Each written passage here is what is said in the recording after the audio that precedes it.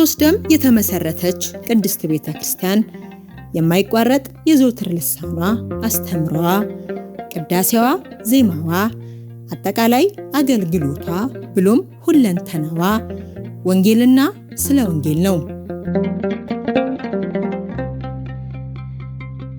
ወንጌል ማለት የምስራች፣ ደስታ፣ መልካም ዜና፣ ምእመናን ወደ እግዚአብሔር መንግስት የሚሄዱበት መንገድ፣ ብርሃን ማለት ነው።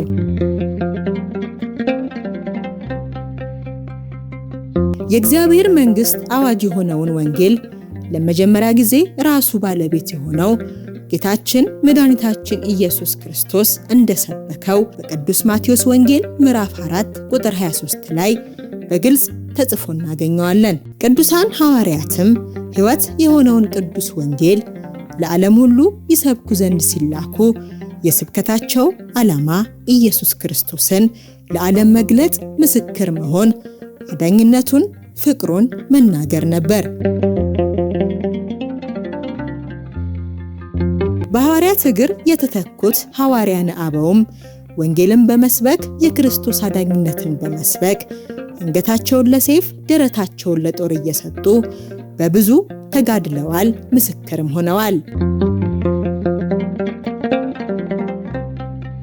የቅዱሳን ሐዋርያት ምሳሌ የሆኑ ካህናት አባቶቻችን የተሰጣቸውን ሰማያዊ አደራ በመጠበቅ ምእመናንን ያስተምራሉ፣ ያጠምቃሉ።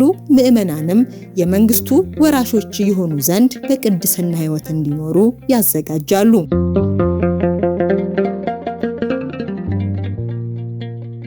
ቅዱስ ጳውሎስ በመልእክቱ በወንጌል ማህበረተኛ ሆን ዘንድ ስለ ወንጌል ሁሉን አደርጋለሁ እንዳለው የሰሜን ሸዋ ሀገረ ስብከትም ሕይወት የሆነውን ቅዱስ ወንጌል ለምእመናን ለማዳረስ ከፍተኛ ሥራ እየሰራ ይገኛል። ከሀገረ ስብከት እስከ አጥቢያ ቤተ ክርስቲያናት ድረስ የስብከተ ወንጌል ክፍል በማቋቋም ወንጌልን ለምእመናን ተደራሽ ለማድረግም ከሀገረ ስብከቱ ሊቀ ጳጳስ ብፁዕ አቡነ ቀሌምንጦስ ጀምሮ የሀገረ ስብከቱ ዋና ሥራ አስኪያጅ እንዲሁም በየመዋቅሩ ያሉ የሥራ ኃላፊዎች ቅዱስ ወንጌል በሀገረ ስብከቱ ሁሉ እንዲስፋፋና እንዲጠናከር ሕግን በመስራትና ሥርዓትን በመዘርጋት ትልቅ ሚና አላቸው። በየጊዜው ሰፊ መንፈሳዊ ጉባኤያት ከሚካሄድባቸው ወረዳዎች አንዱ የሆነው የሸዋሮቢት ወረዳ ቤተ ክህነት ነው።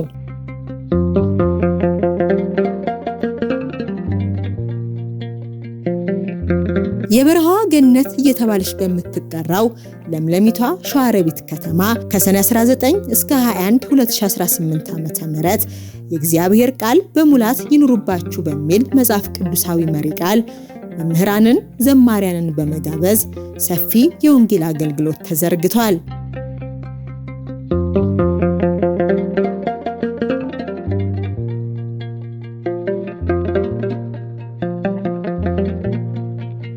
ጉባኤው በሸዋሮቢት ደብረ ብስራት ቅዱስ ገብርኤል ቤተክርስቲያን ከደብሩ የሀብቱ አሰባሳቢ ኮሚቴ ጋር በጋራ በመሆን ያዘጋጀው ነው። በከተማው የጥምቀት ማክበሪያ ቦታ ላይ በተዘጋጀው ጉባኤ የመጀመሪያው ቀን መርሃ ግብር በአባቶች ጸሎት ተከፍቶ በሰንበት ትምህርት ቤት ወጣቶች ዝማሬ ቀርቦበታል።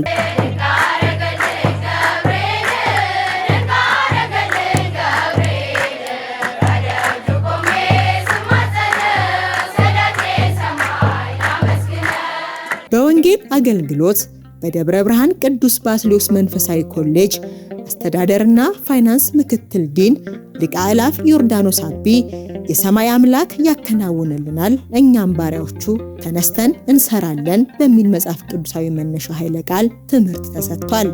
አምላከ ሰማይ ይረዳአነ ወያፈጽመነ በመጽሐፈ ነህምያ ምዕራፍ 2 ቁጥር 20 ላይ የሚገኝ እግዚአብሔር ቃል ነው። በትምህርታቸውም ኃይለ ቃሉን ነህምያ በእምነት የተናገረው የእምነት ቃል መሆኑን አንስተው እኛ ስናስብ ስራችንን ስንጀምር እግዚአብሔር በስራችን በመንገዳችን ገብቶ ካላከናወነልን ብቻችንን ጀምረን የምንፈጽመው ነገር የለምና ሁሉን ለሚችል አምላክ እንሰጣለን ብለዋል። ይህ ቃል የእምነት ቃል ነው። ታላቁ የእስራኤል አባት ነህምያ የሚባል ሰው በእምነት የተናገረው የእምነት ቃል ነው። የሆነ ሥራ ጀምሮ በእግዚአብሔር መተማመኑን ሲገልጽ የሰማይ አምላክ ያከናውንልናል፣ እኛ ባሮቹ ግን ተነስተን ሥራ እንሰራለን አለ። እኛ ስንሰራ፣ እኛ ስንራመድ፣ እኛ ስናስብ፣ እኛ ሥራ ስንጀምር እግዚአብሔር በሥራችን እየገባ ካላከናወነልን በስተቀር እኛ ብቻችንን ጀምረን የምንጨርሰው ምንም አይነት ነገር የለም ወገኖች። ስለዚህ ነገሮችን ሁሉ ለእግዚአብሔር ነው የምንተወው። ነገሮችን ሁሉ ለሱ ነው የምንሰጠው። ሁሉን ለሚችል ጌታ፣ ሁሉን ለሚችል አምላክ ነው የምንሰጠው። እኛ ግን እንደ ሰው ባሮች ነንና የምንችለውን ያክል እንራመዳለን፣ የምንችለውን ያክል እንጀምረዋለን፣ የምንችለውን ያክል እንሰራለን። የሰማይ አምላክ ግን ሁሉንም ነገር ሰብሰብ አድርጎ ያከናውንልናል። ክብር ምስጋና ለስሙ ይሁን። የዕለቱ መርሃ ግብራት በሌሎች ተጋባዥ መምህራን የወንጌል አገልግሎት እንዲሁም ዘማሪያንና የሰንበት ትምህርት ቤት ዘማሪያን ዝማሬዎች ደምቆ አምሽቶ ተጠናቋል። የተመሰገነ ማርያም እኔን ይቅር ያለ ይመስገን ይመስገንልኝ አምላክ። የሁለተኛው ቀን ጉባኤ በልዩ ልዩ መርሃ ግብራት የቀጠለ ሲሆን ጉባኤው በአባቶች ጸሎት ተጀምሮ የምስጋና መዝሙራት ቀርበዋል። በትምህርተ ወንጌል ክፍል ሊቀ ልሳናት ደበበ ፍልቄ የደብረ ብርሃን ቅዱስ ባስልዮስ መንፈሳዊ ኮሌጅ ምክትል አካዳሚክ ዲን አንተ ማነህ በሚል መነሻ የቅዱስ ዮሐንስ ወንጌል ኃይለ ቃል ትምህርት ሰጥተዋል። በትምህርታቸውም ጥያቄውን ከኢየሩሳሌም ከተማ የተላኩ ካህናት መጥምቀ መለኮት ቅዱስ ዮሐንስን የጠየቁት መሆኑን አንስተዋል። መኑ አንተ አንተ ማነህ?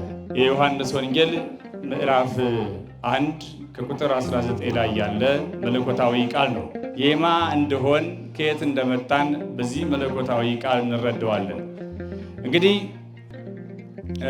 ይህንን ኃይለ ቃል የተናገሩት ከኢየሩሳሌም ከተማ የተላኩ ካህናትና ሌዋውያን ናቸው። የተላኩትም ወደ መጥምቀ መለኮት ወደ ቅዱስ ዮሐንስ ነው። የላኳቸው ፈሪሳውያን ናቸው። መምህሩ ዛሬም በዘመናችን ላይ የማንነት ጉዳይ ጥያቄ ውስጥ የገባበት ዘመን ነው ሲሉም ገልጸዋል። የማንነት ጉዳይ ጥያቄ ውስጥ የገባበት ዘመን ነው። ሰው በማንነቱ እየሞተ እየተሰደደ ያለበት ዘመን ይህ ዘመን። ሰው በሃይማኖቱ ዋጋ እየከፈለ ያለበት ዘመን፣ አስፈሪ ዘመን።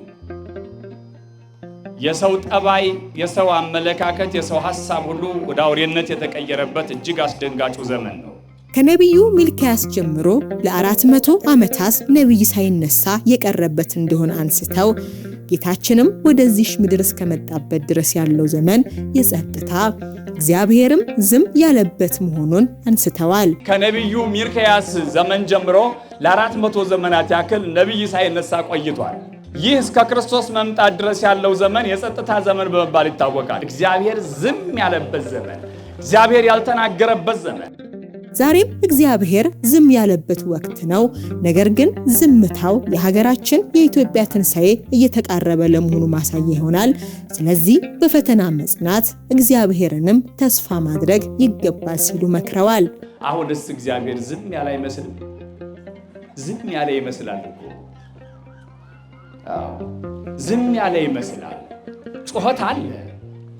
ሰው እየጮኸ ነው። ደም እየፈሰሰ ነው። ደም እየፈሰሰ ነው። ሰው ጨካኝ ሆኗል። የማንነት ጥያቄ በምድሪቱ ላይ በስቷል። ዓለም ተጨንቃለች። አሁን ዓለም ውጥረት ውስጥ ናት። እንደ ብራና ተወጥራለች። መኖር እስከሚያስጠላ ድረስ የሰው ልጅ ይህን ያክል ተጨንቋል። የኢትዮጵያ ድንኳኖች ሲጨነቁ አየሁ ብሎ እንደተናገረው እንደ ነቢዩ አሁን መኖር ያቃታቸው በስተዋል። እግዚአብሔር ዝም ብሏል። የጨካኞች እጅ በስታለች። እግዚአብሔር ዝም ብሏል። መቼ ይሆን እግዚአብሔር መልስ የሚሰጠው? እንዴት አድርጎ ይሆን መልስ የሚመስልልን እግዚአብሔር? እንዴት አድርገን እንጩህ? አሁን ላይ እግዚአብሔር ዝም ያለ መስሎ ይታየን ይችል ይሆናል። ግን ምናልባት የኢትዮጵያ ትንሣኤ እየተቃረበስ እንደሆነ ነገ መልስ አለው እግዚአብሔር። የዕለቱ መርሃ ግብራት ቀጥለው የዝማሬና ልዩ ልዩ አገልግሎቶች ቀርበውበታል። በመጨረሻው የወንጌል አገልግሎት የአዲስ አበባ ሀገረ ስብከት ምክትል ስብከተ ወንጌል ኃላፊ መምህር ግርማ ሲያምረኝ በተስፋ ደስ ይበላችሁ በሚል የሐዋርያው የቅዱስ ጳውሎስ መልእክት ኃይለ ቃል ትምህርት ሰጥተዋል። ለተስፋክሙ ተፈስሑ በሚል ርዕስ እንማማራለን። ይህንን ቃል የምናገኘው በሐዋርያው በቅዱስ ጳውሎስ መልእክት ወደ ሮሜ ሰዎች ምዕራፍ 12 ቁጥር 12 ላይ ነው። የዚህ ትምህርት መሰረታዊ ዓላማ በዚሁ ውጣ ውረድ በበዛበት ዓለም ውስጥ ስንኖር አንድ ቀን ማግኘት፣ ሌላ ቀን ማጣት፣ አንድ ቀን ደስታ፣ ሌላ ቀን ሐዘን፣ አንድ ቀን ጤና ሆኖ መመላለስ፣ ሌላ ቀን ያልጋ ቁራኛ ሆኖ ማልቀስ፣ አንድ ቀን ማግኘት፣ አንድ ቀን በደስታ ሙላት መፍካት፣ ሌላ ደግሞ በሐዘን ድባብ ውስጥ መዋጥ በበዛባት ባለባት ዓለም ውስጥ በሚፈራረቅባት ዓለም ውስጥ ስንኖር ሁል ጊዜ እግዚአብሔር ያውቃል በማለት ባለን ነገር ሳይሆን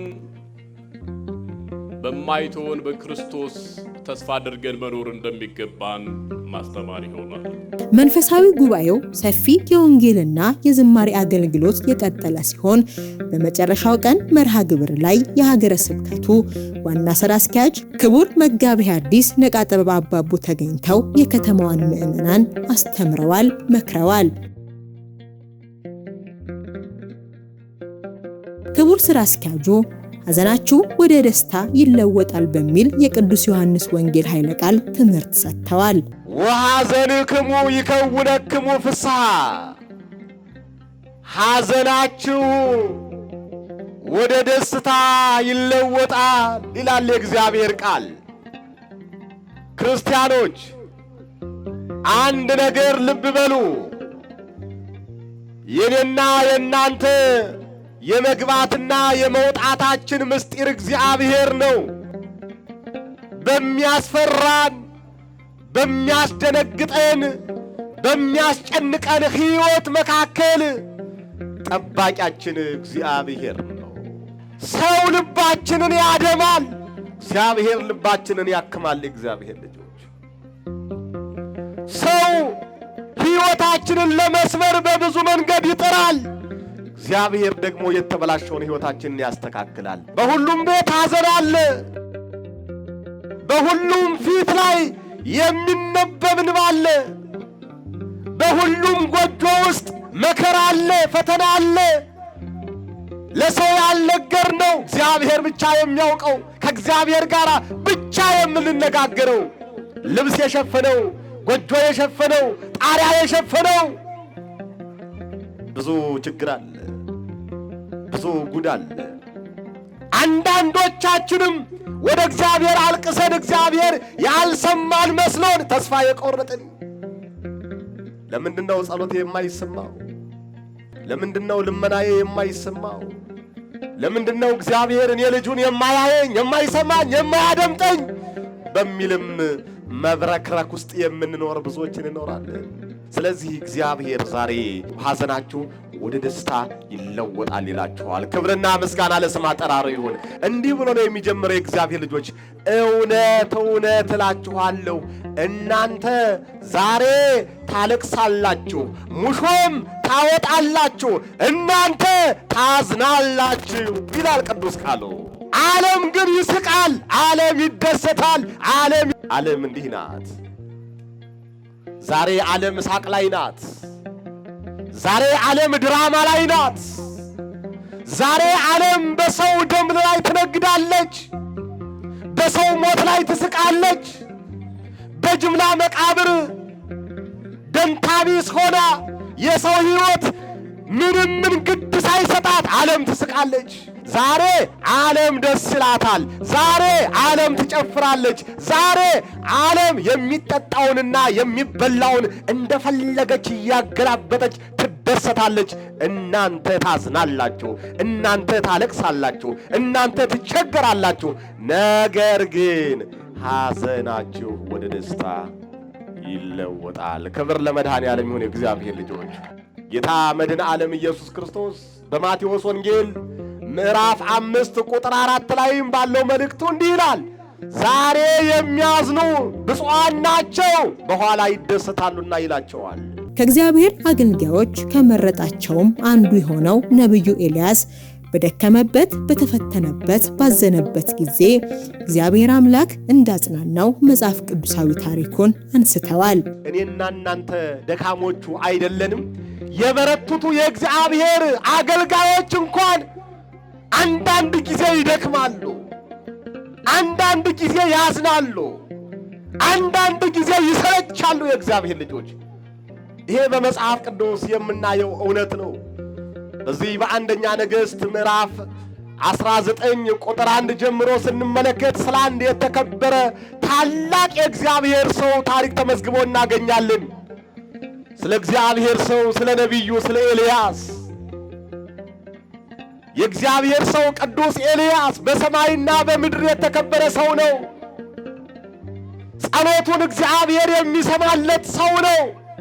ሰማይና ምድርን ለ3 ዓመት ከመንፈቅ ሰማይ ዝናብ እንዳታዘንብ፣ ጠል እንዳታወርድ፣ ምድር የተከሉባትን እንዳታጸድቅ፣ የዘሩባትን እንዳታበቅል መገዘት የቻለ ሰው ነው።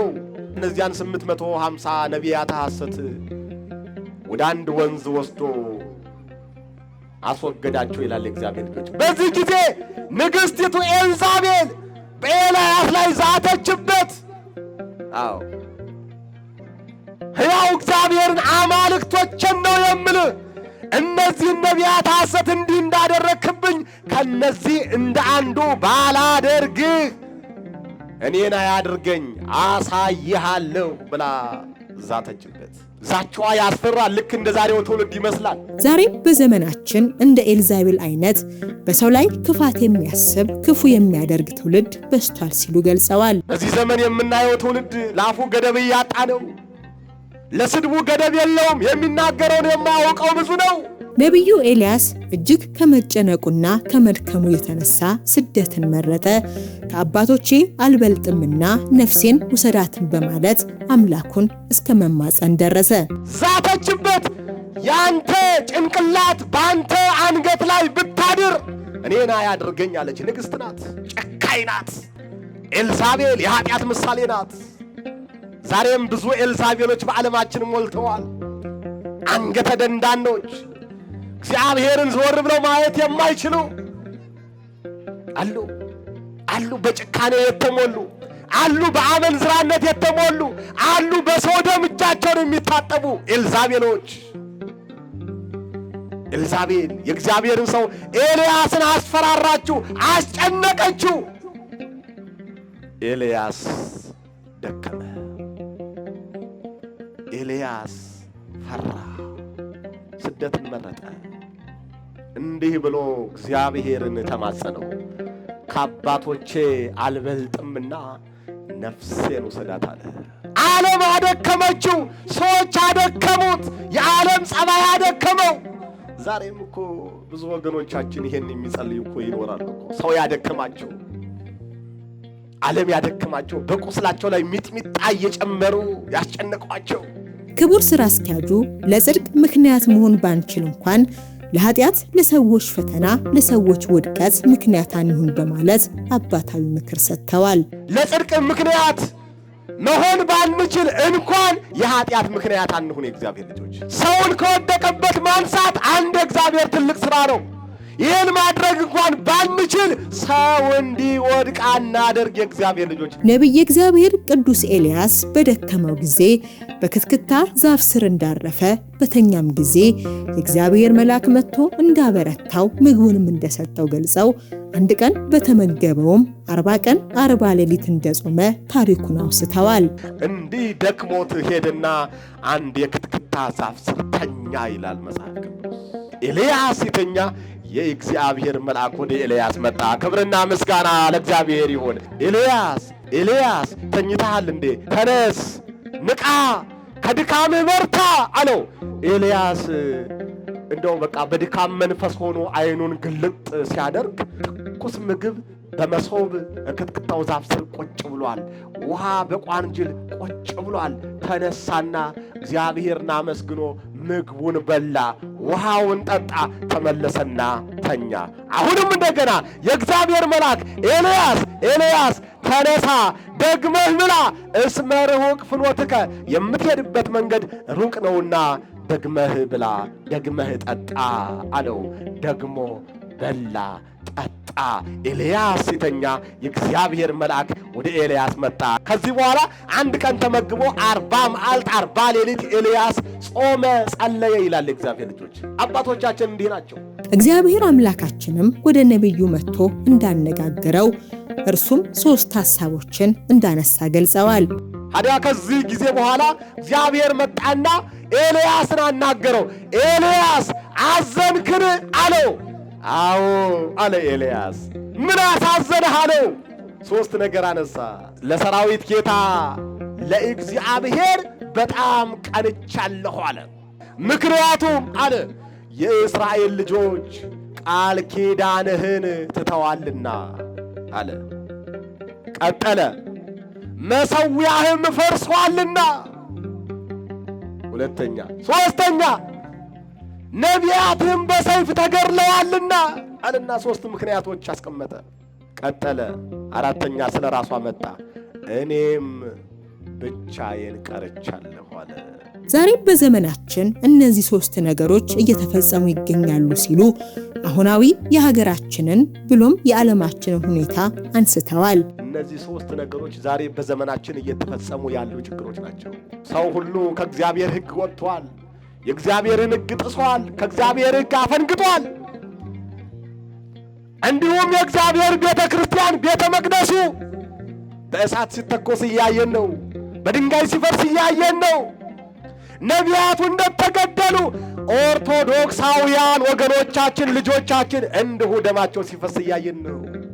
የጅምላ መቃብር እያየን ነው። የመጨረሻው ቀን ጉባኤ በልዩ ልዩ መርሃ ግብራት የተካሄደ ሲሆን የሸዋሮቢት ወረዳ ቤተ ክህነት ሥራ አስኪያጅ ሊቀ ካህናት ዳንኤል ማሞ ለጉባኤው ፍቃድ በመስጠት ለብፁዕ አቡነ ቀሌምንጦስ የሀገረ ስብከቱ ሊቀ ጳጳስ እንዲሁም በአጠቃላይ ለጉባኤው መሳካት አስተዋጽኦ ላበረከቱ አካላት ምስጋና አቅርበዋል። በመጀመሪያ ብፁዕ አባታችን አቡነ ቀሌምንጦስ ይህ ጉባኤ እንዲዘጋጅ አባታዊ መመሪያ ቡራኬ በመስጠት እንደዚህ ተሰባስበን እንድንማማር የእሳቸው መልካም ፈቃድ ሆኖ ዛሬም ከኛ ጋር ለመገኘት ታላቁ በቋሚ ሲኖዶስ እዛ ስለሆነ ያሉት ለመገኘት አልቻሉም። ይሁን እንጂ ይህን መርሃ ግብር በጸሎታቸው በቡራኪያቸው እየመሩልን ስለሆነ አመስግኑልኝ በእግዚአብሔር ስም ጠይቃለሁ። እግዚአብሔርን አመስግኑልኝ። በመቀጠል መጋቤ ሐዲስ መምህራኖቻችን ዛሬ 4ኛ ቀናቸውን ይዘዋል። ከኛ ጋር ይህን ሙቀት ችለው ጠዋትም ማታም የእግዚአብሔርን ቃል በማስተማር ከኛ ጋር እስካሁን ድረስ ለቆዩት ለዘማሪያን በሙሉ ምስጋና እንድታቀርቡልኝ በእግዚአብሔር ስም ጠይቃለሁ። ይህንን ጉባኤ ላዘጋጁ ለሀብት አሰባሳቢ ኮሚቴውና ለደብሩ ሰበካ ጉባኤ፣ ሌላው ይህንን ጉባኤ በተለያየ መንገድ ስትደግፉ የነበራችሁ የሸዋሮቢት ምዕመናን በሙሉ፣ በከተማችን የምትገኙ መንፈሳዊ ማህበራት ወጣቶች በሙሉ ለእናንተ ምስጋና ይገባል። ሁላችሁም እግዚአብሔርን አመስግኑ። ጉባኤው በአጠቃላይ ለ2 ዓላማ የተዘጋጀ መሆኑን የደብረ ብስራት ቅዱስ ገብርኤል ቤተክርስቲያን አስተዳዳሪ መላከ ብስራት ዘካርያስ ሽቶ እንዲህ ይገልጻሉ። እዚህ በደብሩ ሰበካ ጉባኤ ዕቅድ መሰረት ያንን አጥንተን ቦታዎችን ከ16 ያላነሱ ቦታዎችን አየን። የሚሻል ቦታ ተዛ በኋላ ከ16ቱ ይሄኛውን ቦታ በመብረት በተለምዶ መጠሪያ ስሙ ብር አንገቴ ተብሎ የሚጠራውን የወይዘሮ ኢየሩሳሌም ወልደ ማርያምን ፎቅ ጅምር ፎቅ ይሄንን በ60 ሚሊዮን ብር ተገበያይተን ውል ፈጽመን የተወሰነ ቀብድ ከፍለን አሁን ህዝባችንን እያስተባበረን በደብሩ በሰበካ ጉባኤ ስር አብይ ኮሚቴ፣ ንዑስ ኮሚቴ በሸዋሮቢት እንደዚሁም በደብረ ብርሃን ንዑስ ኮሚቴ፣ በአዲስ አበባ ንዑስ ኮሚቴዎችን በማዋቀር ስለዚህ እነዚህን ስራዎች እስከ ውጭ ዓለም ድረስ በማስተዋወቅ ስራዎችን ጀምረናል። ነገ አሁን ቤተ ክርስቲያን ካለችበት ደረጃ ላይ ጥላ ዘቅዝቃ አስራት ወኩራት አንጡ እያለ ከመለመን ራሷን ችላ ራስ አገዝ ልማት እንዲኖራት ይህንን በእምነት ተዛ በኋላ ጀምረን ስራዎችን እየሰራን ነው። በዚህ መሰረት የዛሬው ታላቁ እንግዲህ ጉባኤ የሸዋሮቢት ምእመናን አካባቢያችን በተለያየ በወቅታዊ ችግር ህዝቡ አእምሮው የተጎዳ ነው። ትምህርተ ወንጌል ያስፈልገዋል። ጉባኤ ያስፈልገን ከልማታችን ጎን እንዲሆን በመከራ እንዲጸና እግዚአብሔርን ተስፋ አድርጎ እንዲኖር ወንጌል ያስፈልገናል በማለት እቅድ አቀድን። በዛ መሰረት የደብሩ ልማት ኮሚቴ ሀብት አሰባሳቢና የደብሩ ሰበካ ጉባኤ በአንድነት በመሆን ይህንን እቅድ እስከ ሀገረ ስብከት ድረስ አስፈቅደን የሰሜን ሸዋ ሀገረ ስብከት ከሚዲያ ክፍል ጀምሮ ሙሉ የአስተዳደር ክፍሉ እዚህ ቦታ ላይ በመገኘት አገልግሎት እያገለገለ ህዝባችንን በወንጌል እያጽናና ያቀርነውም እቅድ ፍጻሜው እንዲያምር ህዝባችንን የማስተባበሩ ስራ እየሰራ እያገዘ ከጎናችን ቆሞ ልማትን እያለማን ነው። በዚህ ልክ ከሰበካ ጉባኤ ጋራ ስራዎችን እየሰራን እንደሆነ ነው መግለጽ የምፈልገው። ይህም የጀመረው ታላቅ መንፈሳዊ ልማት ነገ ትውልዱ የሚጠቀምበት ልጆቻችን የሚማሩበት መሆኑን አሳውቀን በዛ ልክ ግንዛቤ ህዝባችን ፈጥሮ ህዝባችንም ከሌላም አካል ያለው ህዝብ እያስተባበረ ስራ ይሰራልናል የሚል እምነት ስላለን በመጀመሪያ ከገንዘብ በፊት የሰውን ህይወት እንታደግ ነው። እናስተምር፣ አስተሳሰብን እንቀይር፣ በወንጌል ተዛ ለውጥ እናምጣ ከሚል አኳያ የተነሳ በዚህ መሰረት ወንጌል ጉባኤ ያዘጋጀ ነው ምእመናችን ህዝቡን ለማስተማር እንጂ የገንዘብ የመሰብሰብ ሀሳብ ብቻ አይደለም ማለት ነው። በዚህ ልክ ነው ጉባኤውን ያዘጋጀ ነው። ደብሩ ለጀመረው የልማት ጉዞ መጀመሪያ ለምእመናን የግንዛቤ መፍጠር ስራ እየተሰራ እንደሚገኝም የኮሚቴው ሰብሳቢ አቶ ሄኖክ አባተ ይናገራሉ። መጀመሪያ እንግዲህ ግንዛቤ መፍጠር ስራዎች ላይ መስራት አለብን። እየሰራን እንገኛለን። ግዢውን አብዛኛው ምእመናን በደስታ በእልልታ ተቀብሎታል፣ አምኖበታል። አጠቃላይ የቤተ ክርስቲያንን በተለይ ጥላ ከመዘግዘቅ ሊያድን ስለሚችል እነሱ ነገሮች ላይ ከማመን አንጻር መልካም ነገሮች እየታዩ ነው ያሉት። አጋጣሚ ሆኖ ግዢው የተፈጸመበት ሁኔታና አሁን የምንሰጠው የግዢ የሚቀርብን ክፍያ ጠቅላላ 60 ሚሊዮን ብር አካባቢ ተገዝቶ ወደ 15 ሚሊዮን ቅድመ ክፍያ ተከፍሏል። በደብሩ ሰበካ ጉባኤ እስከዛሬ የነበረውን ክፍያ እሱ መፈጸም ችለናል። ነገር ግን ቀሪ 45 ሚሊዮን ብር ይቀራል ያልተከፈለ ማለት ነው። ይሄ ባለመከፈሉ ደግሞ አጠቃላይ የግዢው ስነ ስርዓትም ስላልተፈጸመ ሙሉም ስላልከፈል አሁን ህንፃው በባለቤትነት የሚመራው በቤተክርስቲያን ሰበካ ጉባኤነት አማካኝነት ሳይሆን እየተመራ ያለው በባለቤትነቱ በሻጩ ነው። እዛ አካባቢ ላይ አሁን ከሚካሄዱ ነገሮች አንጻር ቤተክርስቲያን አስተምሮ ሊያደግፉ የሚችሉ ነገሮች የንግድ ስራዎች ምናምን እየተከናወኑ ይገኛሉ። ማህበረሰቡ አካባቢ ላይ እንዴት የቤተክርስቲያን ግዢ ተፈጽሞ እንደዚህ አይነት ነገሮች ይከናወናሉ የሚሉት አንዳንድ ተቀባይነት የላቸውም። ነገር ግን ነገሮችን ባለመረዳት የሚሉ ነገሮች ላይ እያየን ነው። እሱን ለማስተካከል ጥረት እያደረግን ነው። ሰብሳቢው አክለውም የህንፃው የግዢ ክፍያ ባለመጠናቀቁ ደብሩ ህንፃውን በባለቤትነት እንዳልያዘው ምእመናን ሊያውቁ ይገባልን ብለዋል። ማህበረሰቡ መገንዘብ ያለበት ግዢ ተፈጸመ የሚባለው በቃል ኪዳን ነው እንጂ ያዝነው ገንዘብ ከፍለን አለመረከባችን ሊረዳ ይገባል። እሱን ከተረከብን በኋላ ግን በቤተክርስቲያን አስተምሮ ለቤተክርስቲያን አጠቃላይ ለሰበካ ጉባኤ የልማት ስራዎች እንዲሁም ደግሞ የስብከተ ወንጌልን የማስፋፋት እንዲሁም ደግሞ በማህበረሰብ አጠቃላይ ስራዎችን እነሱ ላይ የምንሄድባቸው የምንሰራቸው ስራዎች ስላሉ እነሱን መሰረት አድርገን የምንሰራቸው ስራዎች ይሆናል። ስለዚህ ይሄኛው ግንዛቤ ቀድሞ የወጣ የተሳሳተ ስለሆነ ምእመኑ በዚህ ልክ እንዲረዳ አባቶች አጠቃላይ ቤተ ክህነቱም አጠቃላይ የሀገረ ስብከቱም ይህን ሀሳብ ይዞ በሚዲያዎችም እንዲያሰራጩ እንፈልጋለን። የጉባኤው ተሳታፊ ምእመናን የወንጌል ጉባኤ መዘጋጀቱ በምእመናን ሕይወት ውስጥ ትልቅ ትርጉም ያለው መሆኑን በተለይም ወጣቱን በተዘራው የወንጌል ዘር ጠብቆ የተሻለ ትውልድን ለመቅረጽ ትልቅ አስተዋጽኦ አለው ሲሉ አስተያየታቸውን ሰጥተዋል። እዚህ ጉባኤ ላይ በመሳተፋችንና በመገኘታችን በጣም ደስተኞች ነን ሁላችንም። አስተምህሮቱ በጣም ደስ የሚል ነው። በጣም ነው የምናመሰግነው። በተለይ የሰሜን ሸዋ ሀገረ ስብከትን በጣም አድርገን እናመሰግናለን። ወንጌል እየተዘራ ነው። በዚህ የወንጌል ዘር ውስጥ ብዙ ነፍሶች ይድናሉና ለዛ መዳን ምክንያት የሆነ ፕሮግራም የተዘጋጀውና በፕሮግራሙ በጣም ሁላችንም ደስተኛ ነን። እንደምታዩትም አብዛኛው የወንጌሉ ተካፋይ ወጣቱ ነው። ነገ ክርስትናን ይዟት ሊቀጥል የሚችል ወጣት ነው ያለውና በጣም ደስተኛ ነኝ እኔ በዚህ ይህ ወጣት በዚህ የወንጌል ዘር ድኖ የተሻለ ሰው ሆኖ ነገ ክርስትናን እንዲያስጠብቅ ነው የኔም ፍላጎትም። ለዛ የሚመስል ፕሮግራም ይመስላል አሁን ሲያዩት እና ደስ ይላል ያለው። መምህሮቹም በጣም ደስ የሚል አስተምሮ ነው ሲያስተምሩ የቆዩት። መዘምራኖቹ እንዳለ ከሚዲያ ክፍል ጀምሮ ያለው እንቅስቃሴ ደስ የሚል ነው። እንዳየሹ ወጣት ነው ያለን። ወጣቱ አሁን አልባሌ ቦታ ነው የሚለው። ይሄ ወንጌል ያስፈልገናል። በወንጌል የተጠማ ህዝብ ነው ማህበረሰባችን እና ደግሞ ያው የሃይማኖትም ልዩነት ብዙ አለን። ህብረ ብሔር ነው በጥቅሉ የተመሰቃቀለ ስለሆነ በዚህ አጋጣሚ ይሄ የተጀመረ እንጂ ሌላ ጊዜም እንደዚሁ ይሄንን ስራና ተግባር አድርገን በየሰዓቱ እየተሰበሰበ በቃ ካለን በጉልበታችን ከሌለንም ደግሞ ለምነንም ቢሆን መምህራን ብናመጣና ቃሉን ብናገኝ እግዚአብሔርን ቃል ብናገኘው ደስ ይላል። ደብሩ የጀመረው የልማት እንቅስቃሴ የኛም የምእመናንን ጥረትና ድጋፍ ይሻልና በምንችለው በማገዝ በጋራ እንሰራለን ብለዋል። ከመጀመሪያው ከጥንስሱ ጀምሮ አብረን ሆነን በጋራ ሆነን እየሰራን እንገኛለን። በሚቀጥሉትም ጊዜያቶች ሁሉም የከተማችን አድባራቶች በዚህ ፕሮግራም ላይ እየተሳተፉ ሌሎችንም ደብሮች እንደዚሁ ሰፊ ፕሮግራም እንዲኖራቸው ነው ምንፈልገው እንደ ክርስቲያን ማለት ነውና በተሻለ መንገድ አሁን ያለው የተጀመረው ስራ ይቀጥላል፣ ሌሎች ስራዎችም ይቀጥላሉና አብረን ከጎኑ ነን።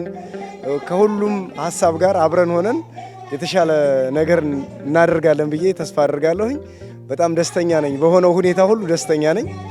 እግዚአብሔር ደግሞ ይጨመርበት። እኔ ያው እንደ አንድ ምእመናን ብወሰድ ያው ሰርገኛው እኔ ነኝ ማለት እችላለሁ። እዛው በቃ አጥቢያዬም ስለሆነ እና ያለኝም በቃ እኔ አሁን ከሌላቸው ህብረተሰቡ ውስጥ ነኝ ያለሁት ዝቅተኛ ከሚባሉ ማለት ነው። ግን 2000 ብር አስተዋጽኦ አድርጌያለሁ።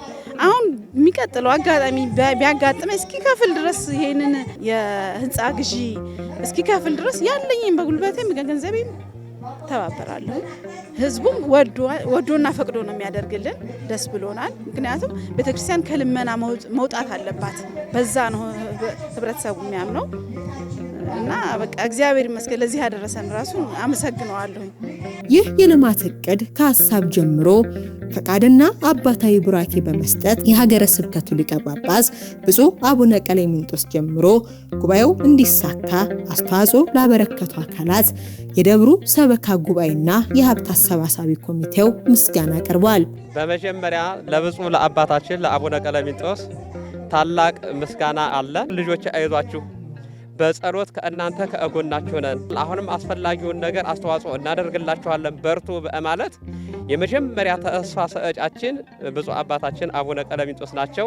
አባታችንን በሕይወት ያቆይልን፣ ጸሎታቸውም ይድረሰን እያል እንማጸናለን። በመቀጠል የሀገረ ስብከታችን ዋና ስራ አስኪያጅ መጋቢ ሐዲስ ነቃ ጥበብ አባቡ በዚሁ በተመሳሳይ መልኩ እንደ ኮሚቴም ሄደን እንጠይቃቸው በሚገባ አስፈላጊውን ነገር ድጋፍ እየሰጡ የህዝባችን አስተሳሰብ እንዲቀየር እንዲለወጥ እየተገኙ ወንጌልን በማስተማር ለሚያደርጉልን መንፈሳዊ አገልግሎት ታላቅ ክብርና የላቀ ምስጋና አለን። ሁሉም በየደረጃው ከቅዱስ ባስልዮስ ኮሌጅ ጀምሮ ሊቀ አእላፍ መምህር ዮርዳኖስ፣ እነ ሊቀ ትጉሃን እንደዚሁም ደበበ ፍልቄ ሁሉም በዚህ ቦታ ላይ ተአድመው ከናንተ ጀምሮ ለሰጣችሁ መንፈሳዊ አገልግሎት ላደረጋችሁልን እገዛ በመልአኩ በቅዱስ ገብርኤል ስም ታላቅ ክብርና ምስጋና አለን። ያቆይልን፣ እግዚአብሔር ይጠብቅልን። ስለዚህ አሁንም ነገም በሐሳብም ከኛ እንዳትለዩ ከጎናችን ሆናችሁ ያስጀመራችሁትን ልማት ፍጻሜው ድረስ እንዲደርስ ከጎናችን እንድትቆሙ በቅዱስ ገብርኤል ስም ነው የምንጠይቀው። እናመሰግናለን። እግዚአብሔር ይስጥልን። በሸዋሮቢት ማረሚያ ቤት ያላረገልን ነገር የለም።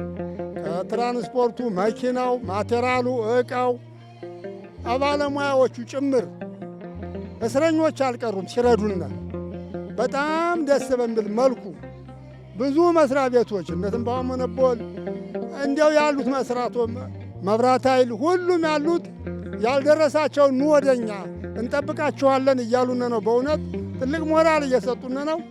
የሰጡንም እየደገሙ ገና ኑ ሰዱ አላለቀም እያሉን በጥሩ ሞራል ላይ ናለው። ደስ የሚል ነው። የህዝቡ መነሳሳት ይሄ ነው። አንድ ሁለት ተብሎ የሚቆጠር አይደለም። በጣም በትልቅ ሞራል ነው ህዝቡ የሚንቀሳቀሰው። የወረዳው ቤተ ክህነት እንደው በእውነት እንደው ቁጥር አንድ ማለት ይቻላል። በሚቸግራችሁ ነገር እኛ አለን ነው ያለን። በጣም ደስ በሚል መልኩ እየረዳን ከጎናችን ሆኖ ነው የሚረዳን። እንደገና ደብረገነት ቅድስት ማርያም ሰበካ ጉባኤ፣ በቅዱስ ሚካኤል ሰበካ ጉባኤ፣ ቅዱስ ጊዮርጊስ በሙሉ ያሉት በአካባቢያችን አይዟችሁ ኑ ወደኛ ያስፈላጋችሁን ነገር እናሟላላችኋለን አትቸገሩም እያሉን ነው። ደስ በሚል መልኩ ነው እየረዱን ያሉት። በዚሁ መቼም ቀጥሉበት ነው የምንለው እነሱንም እኛም እነሱን ይዘን ወደ ኋላ አንልም። ደብሩ ለጀመረው የራስ አገዝ ልማት ሁሉም በአቅሙ እንዲደግፍና እንዲያለማ ለምእመናንም ጥሪ ቀርቧል። በአገር ውስጥም በውጭ ዓለምም ያላችሁ ይህንን መንፈሳዊ ድምጽ የምትሰሙ ምእመናን የኦርቶዶክስ እምነት ተከታይ የሆናችሁ ሁላችሁም ነገ ትውልዳችን ልጆቻችን በዚህ ተስፋ በሃይማኖት ጸንተው እንዲኖሩ ቤተክርስቲያናችንም አሁን ካለችበት ራስ አገዝ ልማት የሚያስፈልጋት ስለሆነ ይህንን መልእክት የሰማችሁ ሁሉ የመልአኩ የቅዱስ ገብርኤል በረከት ረድኤት እንዲያድርባችሁ የተቻላችሁን አነሰ በእዛ ሰዓትሉ የራሳችሁን አሻራ እንድትጥሉልን በቤተ ክርስቲያን ስምና በመልአኩ በቅዱስ ገብርኤል ስም ጥሪያችንን እናስተላልፋለን። እንግዲህ ይሄ የህንፃ ግዢ ፈርቀዳጅ ነው። በከተማችን ላሉት አድባራትም አሁን ላሉትም ወደፊትም ለሚሰሩትም የቤተ ክርስቲያንን ዘላቂነት የሀብት ምንጮችን በራሱ ጄኔሬት እያደረገ በራሱ እያዳበረ የሚሄድበትን ከልመና ስርዓት ውስጥ ወጥተን ብዙ ነገሮች የምንሰራበት ነገር የሚያደርግ ዓላማ ስለያዘ ቀሪ ሀብቱ እንግዲህ እንደ ተራራ ሊከብደን ይችላል በብር ደረጃ ስናየው። ሀብታችን ግን ባንክ አናሲዝም፣ ድርጅት አናሲዝም፣ ምእመኑን ካዝን ግን ይሄን ተራራ አቅልጠን በምእመኑ ተሳትፎነት በውጭም በአገር ውስጥም ያሉትን ነገሮች ይሄን በተሰጠን ጊዜ ገደብ ውስጥ ሙሉ ሂሳቡን ከፍለን ባለቤትነታችን የምንረከብ መሆኑን እናደርጋለን። ይሄ ግን ሲደረግ አጠቃላይ ከምእመኑ የሚጠበቅ ተሳትፎ አለ። የምናቀርባቸው ወደፊት ከኮሚቴ ጋር ከቤተ ክህነት ጋር ከሰበካው ጉባኤ ጋር ከሀገረ ስብከቱ ጋር እየተነጋገር የምናቀርባቸው ቻሌንጆች ይኖራሉ። ለምሳሌ በሸዋሮቢት ብዙ ምእመናን አሉን። ወደ 10,000 ምእመናን ብናገኝ 10,000 ምእመናን ለመክፈል አቅም ቢኖራቸው 4,000 ብር ቢከፍሉ የትም ልመና እንሄድም የራሳችን ማድረግ እንችላለን።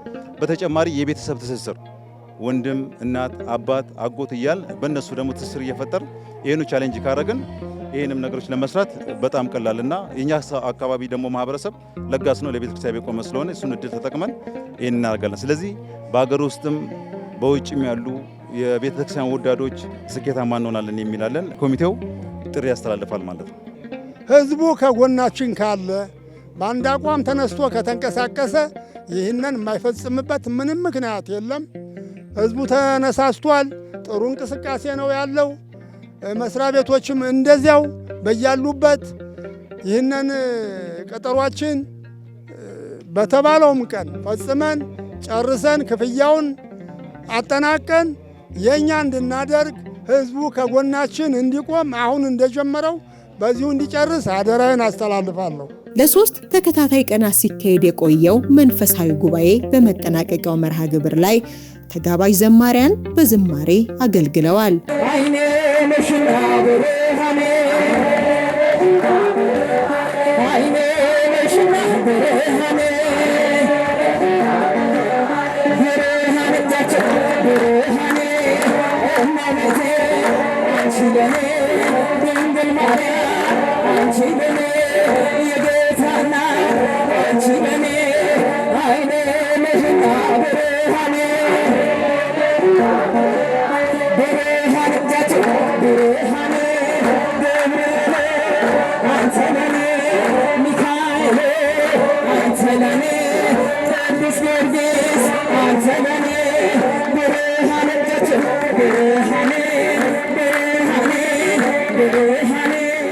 ጉባኤው በአባቶች ጸሎት የተጠናቀቀ ሲሆን እኛም ከጉባኤው ተሳትፈን ሕይወት የሆነውን የወንጌል ማዕድ ተቋድሰን የጉባኤውን ሁነት ልናስቃኛችሁ ወደ እናንተ አደረስን።